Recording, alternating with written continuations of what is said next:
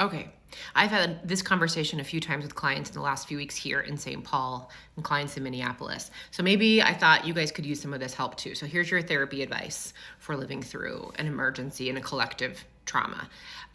Number one, everybody's trauma response is different. And it might be hard if your loved one or partner's trauma response is really different than yours. So let's say they have a strong fight response and they want to be at a protest and they want to be at Whipple and they want to be on the rapid response team. And your response, your nervous system goes into freeze, and that makes you feel more scared. That's going to cause conflict.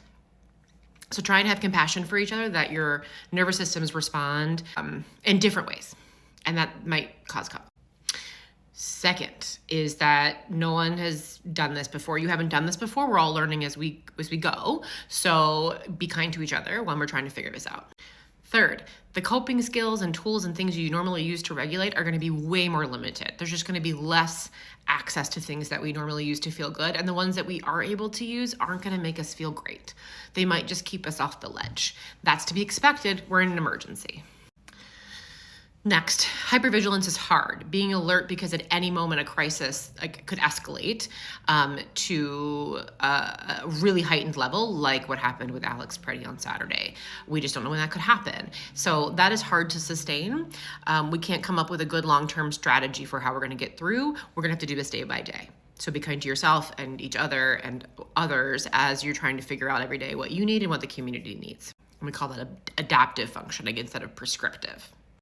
However you're getting through this, that's the way to get through it. Probably more of that, right?